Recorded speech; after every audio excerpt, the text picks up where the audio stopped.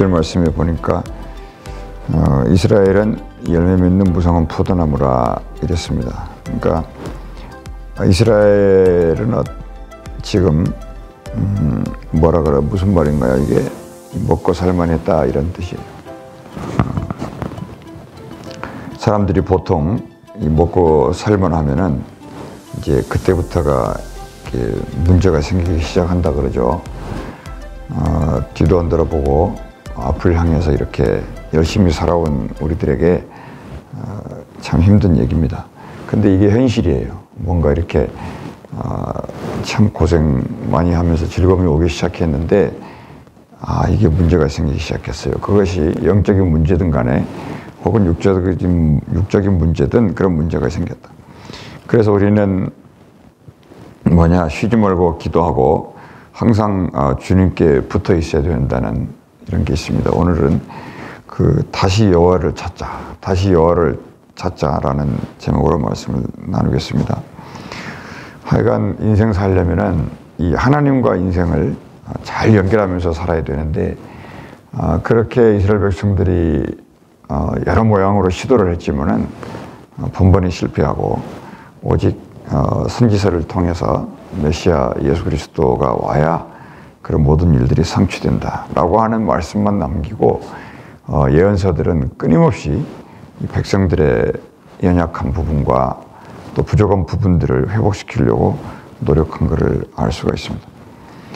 사실 구약 성경에 한 인물이 있으면 이제 다윗인데, 이 다윗의 위대했던 점이 뭐냐면 왕이기도 했지만 어떤 어려움이 닥칠 때 이게 백성 가운데 혹은 세상 가운데서 그 아이디어를 찾기보다는 이 하나님 앞에서 어떤 해법을 찾기 위해서 참으로 몸부림을 쳤던 그런 왕이었기 때문에 하나님의 마음에 합한 자가 아니었냐. 그러니까 사람이 하나님의 마음에 들게 사는 방법 중에 하나는 내가 어떤 지혜가 있는 것 같은데도 그 지혜에 의지하지 아니하고 혹시라도 하나님의 선하시고 기뻐하시고 놀라우신 뜻이 무엇이 있는가를 계속 찾아 들어가는 그런 태도가 중요하지 않았을까. 왜 그러냐면 어떨 때는 응답이 와서 기분 좋을 때도 있고 어쩔 때는 응답이 딜레이 돼가지고 너무 기도 자체가 이게 힘들 때가 있거든요.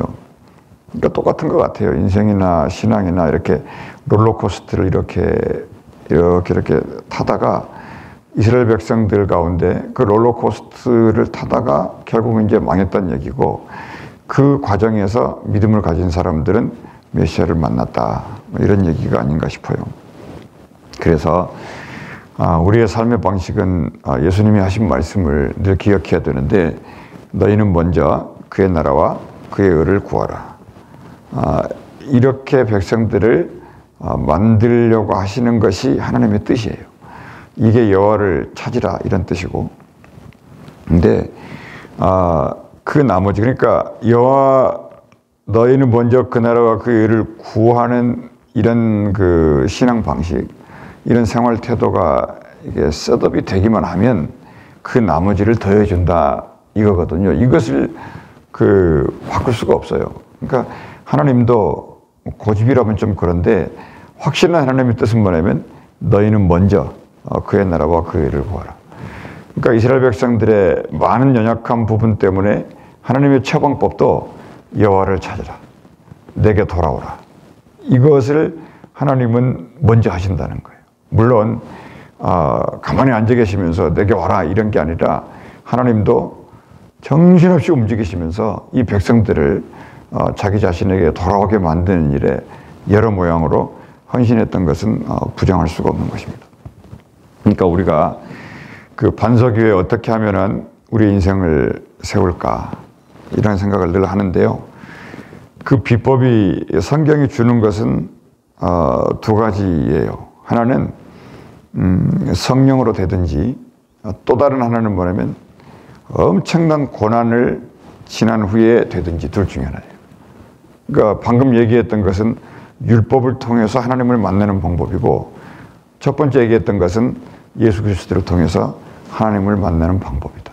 이 두 가지 모두가 하나님의 말씀이 우리에게 성취되게 하는 방법으로 하나님이 주셨다 그겁니다. 그러니까는 이스라엘이 이렇게 보니까 열매 맺는 무성한 포도나무라 이런 얘기를 말씀을 들으니까는 굉장히 화려하고 좋은 것 같잖아요. 근데 이때가 하나님이 보실 때는 가장 위기였다. 이 사람들이 열매가 풍성하고 할수록 하나님을 점점 멀리하는 것을 하나님이 보시고 계신다 그 말이에요. 돌아오게 하는 방법도 너무너무 힘들어요. 왜냐하면 계속 그들이 생산해내고 매니팩처링을 하고 아이디어를 짜고 시대를 선도해 나가고 시대를 혁신해 나가고 뭔가 막 되는 것 같고 여기에 계속 빨려드니까 하나님이 돌아오게 하기가 참 쉽지 않았다. 그런 것을 잊지 말아야 되고요. 그 말씀이 이렇게 써 있는 거예요. 그 열매가 많을수록 이 말이 있습니다. 이제 그 말씀이 거기다가 열매까지 우리는 그 성령의 열매, 믿음의 열매, 신앙의 열매 하면서 이 열매를 굉장히 좋아하는데 이 열매도 하나님의 때를 따라서 적당하게 우리에게 연결될 때 그게 참 좋은 열매다는 거죠. 그러니까 어떤 믿음의 사람이 이런 열매가 있으니까 부러울 수도 있고요. 또 이런 열매가 있으니까 부러울 수도 있는데 그렇지만은 하나님과 나의 관계를 꾸준히 가져가는 거 이것이 열매다는 거죠. 그러니까 뭐라 그러냐면요. 자꾸 이렇게 인생이나 신앙생활을 하다가 이 열매가 많아지잖아요. 그러면 이럴 때 뭐라 그러냐면 야, 더 이상 좋을 수 없네. 야, 오늘만 같아라. 이런 얘기를 많이 하거든요. 지금 이스라엘이 그런 것에 빠져 있었다는 거예요. 그러니까 그러면 그 풍성한 그 자체가 문제인가요? 아니에요. 그건 하나님의 축복일 수 있죠. 그런데 첫째로 그들은 그 모든 하나님의 축복을 이 종교에 전부 투자했다는 거예요. 여기에서 이제 문제가 발생했다는 겁니다. 왜 그러냐면은 이 지도자들이 백성들을 이 우상화 작업을 했다는 거예요. 무슨 우상화 작업을 했느냐? 거기 써 있는 것 같이 열매가 많을수록 뭘 했냐면 제단을 많게 했고 그 땅이 번영할수록 주상을 아름답게 했다. 이렇게 써 있어요. 그러니까 여러분 우리가 약간은 지식이 필요한데 항상 북쪽 이스라엘은 갈라졌잖아요. 남쪽 유다하고.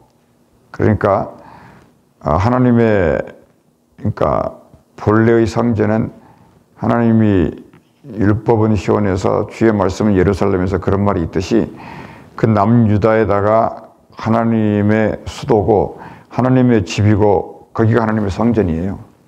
근데 솔로몬이 위에 남북으로 갈라졌다고 그랬잖아요. 그럼 북쪽으로 대부분의 사람들이 가서 지금 이런 복을 받았어요. 엄청 열매가 많았고 또 막 그 풍요롭고 이렇게 이보다 좋을 수 없다 그러고. 근데 이와 같은 상황 속에서 이들의 마음속에는 항상 뭐가 있었냐면 어떻게 하면은 남쪽에 있는 예루살렘보다 더 화려하게 성전을 만들어서 백성들이 절기 때마다 예루살렘으로 못 가게 하는 방법이 뭘지 이것만 생각하는 거예요. 왜냐면 그렇게 해야 되는데 그걸 뭐라 그러냐면 오늘날로 말로 우상화 작업이다 그러거든요. 이런 걸 사이비 종교라 그래요. 근데 예루살렘 성전을 항상 의식을 해가지고 예루살렘 성전으로 생각을 못 돌리게 백성들을 이런 식으로 이제 묶어 놓으려면은 어떻게 해야 되냐면 방법이 거기 써 있는 것처럼 이 하나님이 아신다는 거죠. 그 제단을 자꾸 이렇게 뭔가 많게 하고 풍요롭게 하고 막 신성시하게 하고 그걸 풍족하게 하는. 그러니까 너희가 지금 이렇게 열매를 맺고 풍요하게 된 모든 것이 그 제단, 여기 예루살렘 성전보다도 더 화려하지 않느냐. 이 제단에서 나오는 하나님의 복이다. 이렇게 이제 우상화시키는 거죠. 그러니까는요, 뭔가 주변에 일이 되는 것 같으니까 거기에 이제 눈이 멀어서 점점 그게 맞는 것처럼 하나님의 말씀이 없는데 자꾸 맞는 것처럼 사람들이 뭐라 그럽니까? 세뇌가 되어 갔었다는 거죠. 그러니까 뭐냐면 이런 얘기예요. 갑자기 땅이 개발되고 뭐가 되니까 졸부들이 많이 생기잖아요. 그러니까 이 졸부들이 이게 돈이 생기니까 뭐가 되냐면 이게 돈을 어떻게 쓸 줄을 모르죠. 그래서 자꾸 이렇게 허세를 부리는. 그래서 이 사람들의 허세와 이런 모든 거를 그 북이스라엘이 사람들의 마음을 전부 그 제단으로 끌어모았다는 거예요. 제단으로. 그러니까 그 제단이 신성시되고 이 제단을 예루살렘 성전보다 더 돋보이게 하고 유지하고 관리해야 되지 않았겠어요? 그러니까 인생이 그렇다는 거죠. 그러니까 뭔가 좀 가지면은 신앙도 그래요. 하나님의 말씀도 가질 때 문제가 있는 것이고 신앙도 가질 때 문제가 있는 것이고 세상의 물질도 가질 때 문제가 있는 것이고 그런 거죠. 그래서 뭔가 좀 생기면 허세를 부리게 되고 과시하게 되고 누가 좀 나를 알아주지 않나라고 하는 자랑에 빠지게 될 수 있죠. 그게 다 유혹이죠. 그래서 이제 하나님이 그러니까는 없으면 그것도 문제지 않습니까? 그러면 이 가진 사람들을 보면서 상대적인 박탈감에 빠지게 되고요. 열등감에 빠지게 되고요. 이 자기 자신의 얼마나 소중한지를 잃어버려요. 자존감이 무너지고 그런 건데, 그래서 교회가 뭐냐, 이게 기도하는 집이라는 게 자꾸 그런 그 인생의 수많은 문제를 놓고 씨름하지 말고 하나님 앞에 나와서 이게 조용히 기도하든 소리질러 기도하든 하여튼 성전에서 이렇게. 그러니까 다윗이 그랬잖아요. 그 많은 문제를 갖고 복잡했는데 성전의 문을 들어오는 순간에 뭔가 깨달아졌다는 거 아닙니까? 그런 어떤 간증도 있습니다만, 둘째로 이 제단을 그 우상화해야 하기 때문에 어떻게 해서든지 아름답고 화려하게 하고 싶다. 그래서 생각하는 게 뭐냐면 이 예루살렘 성전에는 두루마리 성경이 있잖아요. 그러니까 그 성경이라는 법도에 따라서 돌아가는데 그렇게 하지 않고 이 주상을 세웠다는 거예요.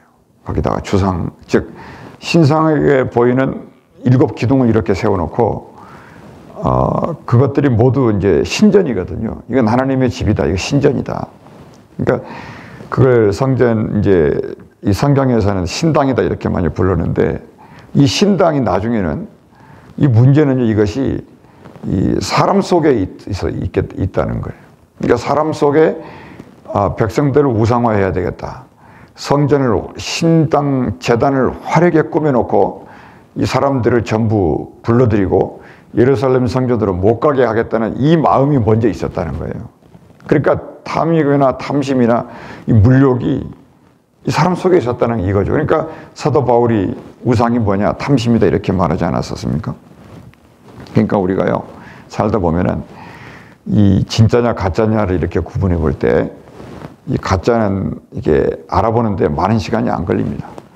누가 가짜냐면 이 자기 과시, 자기 자랑 또는 경력 내세우고 이런 거, 이거 자기 중심으로 일단 말을 하는 사람들을 보면은 일단 가짜예요.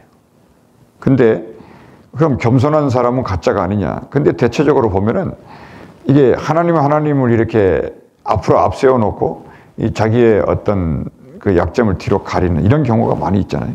그러니까 왜 이런 일이 벌어지냐면 이 자신 속에 이 하나님의 말씀이 꿈틀거리지 않기 때문에 그래요. 그러니까 하나님의 말씀과 이거를 지금 북이스라엘 사람들처럼 이 자랑거리로 삼는 거죠. 내 신앙이 좋다. 나는 뭐 수십 년 예수님을 믿었다. 나는 말씀을 많이 알고 있다. 이제 이런 것들이 적어도 성경에 들어오면은 가짜들이 있었다는 거죠. 이것은 하나님이 먼저 경고를 하시고 알려주신 건데, 이 창세기 1장 2절에 보면은 뭐라고 써 있냐면 땅이 혼돈하고 공허하며 흑암이 깊음 위에 있고 하나님의 신이 수면 위에 운행하시더라 이런 말씀이 있거든요. 거기에서 벌써 이 세상이 어떻게 시스템이 되어 있는지를 다 말씀해 주신 거예요.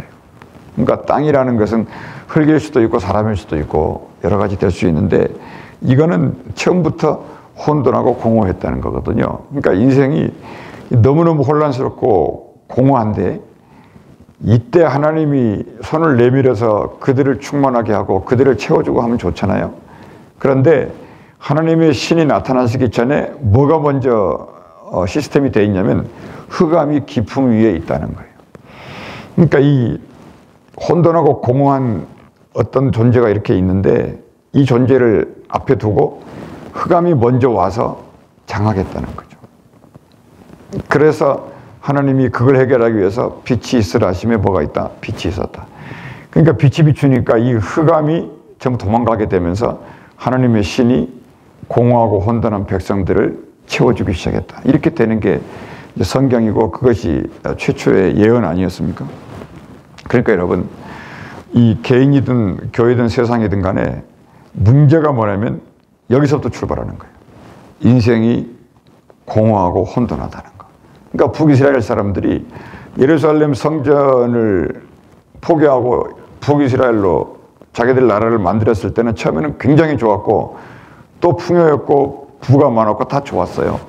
근데 뭐가 문제냐면 아무리 겉으로 그렇게 꾸미고 치장해봐야 그 이스라엘 백성들 속에 있는 공허를, 그들의 혼돈을 해결해 줄 수 없었다는 거죠.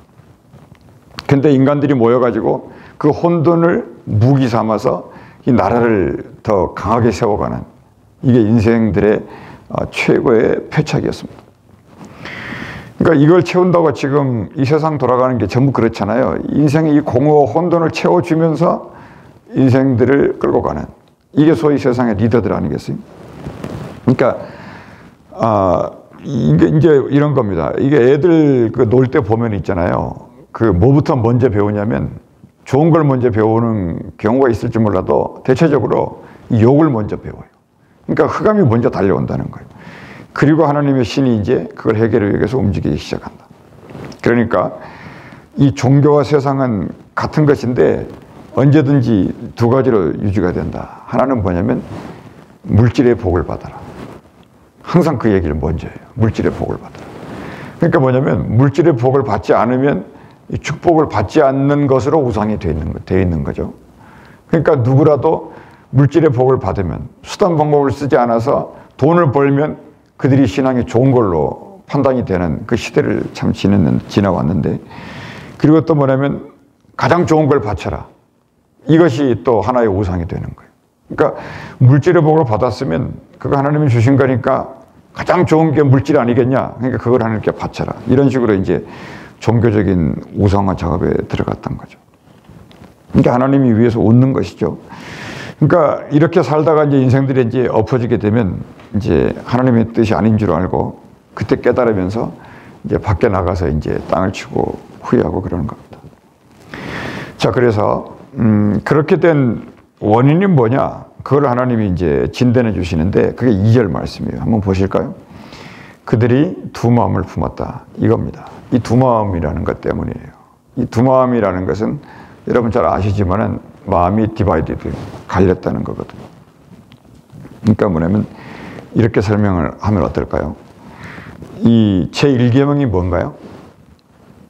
우리의 신의 이름은 야훼 하나님 한 분이라는 거예요. 나 위에 다른 신을 섬기지 말라. 여기에 대해서 남이든 북이든 부인할 사람들은 없습니다. 그렇지, 우리 하나님은 야훼 하나님 한 분이다. 그런데 문제는 이제 거기는 하나님이 이제 두 번째 계명이에요. 절하지 말라.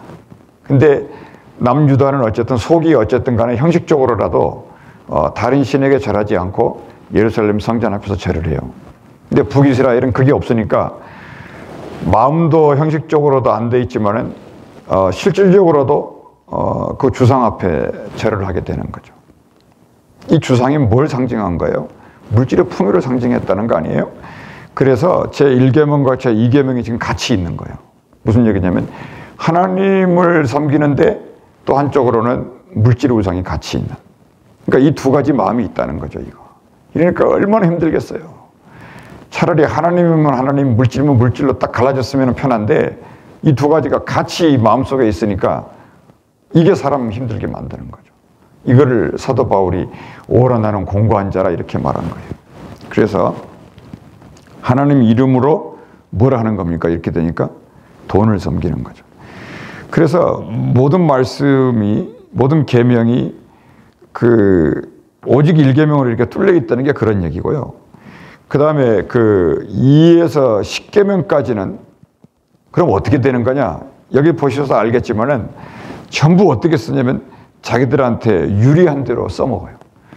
그러니까 자기들에게 유리한 대로 써먹으니까 제1계명조차도 자기들의 편리한 대로 갖다 붙이는 이런 시대가 됐다는 겁니다. 그래서 하나님이 이스라엘을 사랑하니까 호세아 아닙니까? 호세아. 이스라엘을 사랑하니까 이대로 두면 안 되잖아요.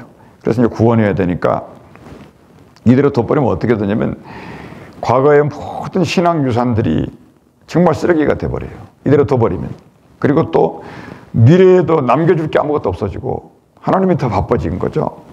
그리고 또 결국은 사람들이 하나님이 없다 이런 식으로 결론을 내려버리거든요. 근데 하나님이 없는 거 아니잖아요. 그래서 하나님이 이제 어떤 조치를 취하시는데 모든 성경이 그렇게 써 있고, 그러니까 인생도 그렇습니다. 이게 영생하고 싶다면은 이게 사람들의 마음에 영생에 원하고 있는 마음이 있는지 없는지 그조차도 요즘에 희미할 정도인데, 이 영생을 하고 싶으면 말씀을 잘 듣는 수밖에 없어요. 말씀을 읽는다 이것도 조금 애매한 얘기고, 말씀을 많이 들어야 돼요. 그러니까 그래야 말씀이 가닥이 잡히고요. 이 길밖에 없어요. 그러니까 제가 볼 때는. 그러니까 이 하나님을 이렇게 믿는 척하고 살면서 있잖아요. 2에서 10계명 요거는 그냥 코에 걸면 코걸이고 그냥 귀에 걸면 귀걸이에요. 뭐 때문에? 자기들의 탐욕과 물욕과 욕심을 채워주기만 하면 그거 이름이 하나님이 됐든 그의 이름이 바알이 됐든 그건 관계없다는 거예요. 그러니까 여러분 참 쉽지가 않잖아요. 이거를 오늘 말씀 4절에 뭐라고 말을 했냐면 그 독초다 이렇게 얘기했어요. 독초. 그 예수님이 어떤 독을 마실 때 해를 받지 않는다 그런 얘기하죠. 그러니까 이 북이스라엘은 이 바퀴 없는 자동차가 돼버렸고요. 아무리 풍요롭고 화려해도 이제 갈 데가 없어요. 인생의 이런 날들을 이제 죽음이라 그러는데, 이것을 향해서 인생들이 달려가고 있다면 하나님이 어떻게 해야 될까요? 가만히 두면 사랑인가요? 그건 아니잖아요. 많이 답답하죠. 그래서 이 공허하고 혼돈한 이 문제, 이거를 채울 데가 없어지고, 이제 사람이 이제 내가 공허하구나, 내가 뭔가 이렇게 텅 빈 것 같구나, 이거를 이제 알게 될 때 그때 하나님의 사랑이 시작된다는 것입니다. 어떻게 하나님이 이제 그 신당과 주상을 없애는지 한번 보니까, 신당이 귀신의 집이 있지 않습니까? 거기 10장 5절에 나와요. 사마리아 주인이 베다인의 송아지를 말미암아 두려워할 거다. 이제 하나님이 이제 그 판결을 내리기 시작하는데요. 이제 그 송아지 세워놓고 절드리고 많이 했잖아요. 근데 그걸 하는 사람들이 제사장들 아니었습니까? 그러니까 이들도 전부 이제 슬퍼하게 되는 거고, 영광이 떠나고 이렇게 써 있는 건데, 거기 어떻게 이 우상을 하나님이 통째로 들어가지고 아수르로 보내버리겠다는 뜻이거든요. 무슨 생각이 드세요? 그러니까 그 바벨탑이 무너진 것 같은 그런 생각이 드는 거예요. 그러니까 인생의 허상이 허무로 끝난다. 그러니까 이 예물, 거기에 드렸던 예물이 뭘로 변하냐면 그 아수르에 바친 이제 조공으로 하나님이 바꿔본다는 겁니다. 그래서 여러분, 하여튼 오직 이게 말씀만이라는 거예요. 다른 거 없다는 겁니다. 그러니까 그 백성들의 타락과 지도자들의 타락이 뭘 불러왔다는 겁니까? 이 전쟁을 불러오게 됐다는 거죠. 그래서 우리 여기서 한 가지 또 깨달아 알게 된 건 뭐냐면, 이 전쟁이 왜 생기냐 이걸 알게 되는 거예요. 이래서 생기는구나. 이 백성들이 하나님을 떠나면 뭐가 생기냐면 전쟁이 생겨서 무고한 양민들까지 전부 고통 속에 빠진다는 거예요. 그러니까 여러분, 이게 신앙생활을 잘해야 된다는 이유가 이런 데 있어요. 내 한 사람이 신앙을 잘하고 정말로 하나님의 뜻을 따라서 살려고 발버둥치고 이렇게 하는 것이 당장 눈에 무슨 열매가 없는 것 같은데, 이 일들이 이 큰 전쟁을 막을 수도 있지 않느냐 이런 얘기를 지금 하는 거예요. 그러니까 여러분, 하나님이 이렇게 하신 것은 이 말씀을 떠난 백성을 돌아오게 하셔야 되고, 이 말씀을 가진 사람들을 새롭게 하려고 하시는 것이다. 그러니까 예수 믿는 것은 뭐냐면, 신앙생활 하는 것은 뭐냐면 이 메시아 하나님을 만나는 법을 배우는 것이 중요하다. 거기 한번 볼까요? 11절, 12절 말씀인데, 거기 보면은 하나님의 계획이 에브라임과 유다가 하나가 되기를 원한다는 거죠. 그러니까 남과 북이 하나가 되기를 원하는데 원래 너희는 한 허리에서 나왔다는 거예요. 그 한 허리가 야곱이 나오죠. 야곱이 흙덩이를 깨트리라. 그러니까 하나님이 이런 그림을 너무 좋아하시는 거예요. 야곱의 허리에서 너희가 나왔으니까 이 남유다 북이스라엘이 함께 땅을 갈고 함께 농사를 짓고 함께 나라를 세워가는 것이 하나님이 좋아하는 그림이다 이거죠. 그러면서 이제 예언을 하시는데 12절 말씀이 그겁니다. 너희가 자기를 위하여 공의를 심고 인의를 거둬라. 이게 하나님의 마음이죠. 이게 사랑과 공의. 그러니까 너희 묵은 땅을 기경하라. 지금이 곧 여호와를 찾을 때다. 또 말씀하세요. 여호와를 찾을 때다. 그러니까는 그 여호와를 찾는 방법으로 하나 제시해 주시는 게 묵은 땅을 기경하라 이런 뜻입니다. 묵은 땅을. 그러니까 뭐냐면 살아오던 대로 이렇게 살지 말고 이제 좀 일용할 양식으로 살으라는 거예요. 너무 많아져도 너희가 얼마나 힘들다는 걸 알게 되지 않았느냐.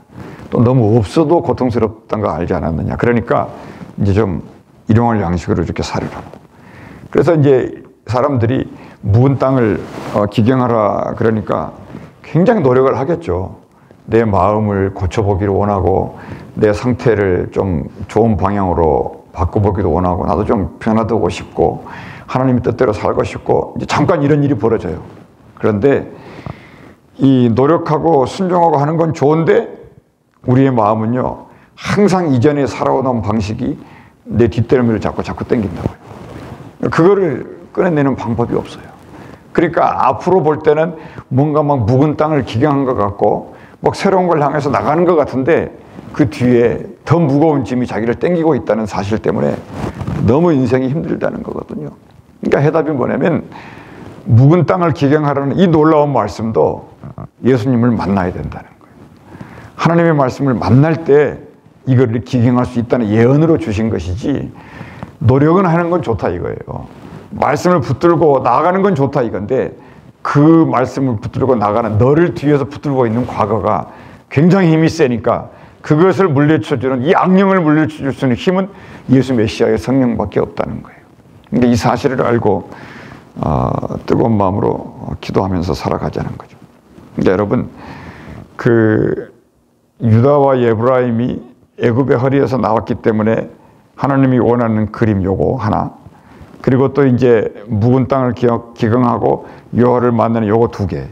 요 두 가지가 이런 날이 반드시 오는데 이런 날이 이제 집단적으로 다 온 사건이 뭐냐면 이제 마테마가 누가복음에 그게 기록이 되어 있고 그 두 개의 축복이 한 개인에게 왔다는 이것이 이제 요한복음에 기록이 되어 있다는 사실입니다.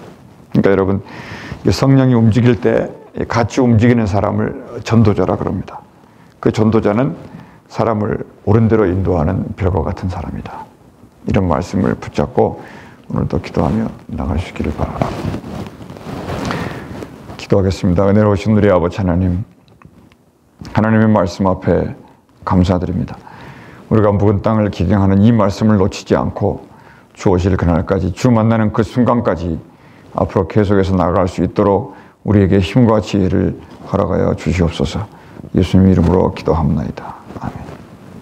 우리 시간에 우리 개인과 가정을 위해서 이 도시를 위해서 교회를 위해서 또 병약자들을 위해서 함께 기도하시겠습니다. 은혜로우신 우리 아버지 하나님, 우리 시간에 우리의 개인을 위해서 기도합니다.